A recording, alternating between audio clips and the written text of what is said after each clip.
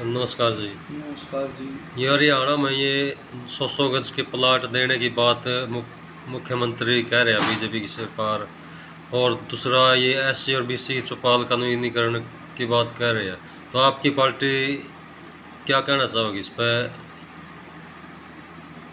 पिछले 10 साल से बीजेपी शासन में है और इस लोकसभा चुनाव में बीजेपी के खिलाफ लोगों में गुस्सा था। उस गुस्से का नतीजा है कि बीजेपी 5 सीट हार गई और जो 5 जीतती है उनका भी मार्जिन जीत का बहुत कम हो गया। असल में 10 साल में एक भी प्लाट इन्होंने नहीं दिया और लोग दर दर की ठोकरें खाते रहे कि हमारे पास रजिस्ट्री है, कब्जा दिला दो।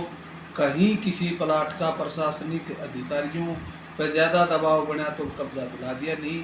राजनीतिक तौर पर बीजेपी ने कहा कि ये खैरात है और अब जब लोगों ने इनको आईना दिखा दिया, इनकी औकात दिखा दी, तब ये लोक लुभावने नारे दे के ये इस तरह का काम कर रहे हैं। जींद जिला में 7000 कॉलोनी 2014 में पास हुई थी, उनमें से केवल 350 के लगभग कॉलोनियों के ग्रामीण इलाकों में पैसे आए हैं।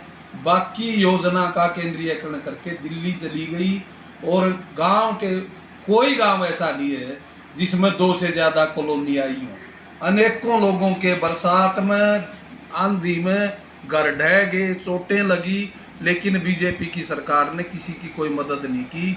अब ये चुनावी स्टंट है और बीसी एससी की चौपाल का जो है ये इन जातियों को इस तरह का दे के मतलब साधना चाहते हैं।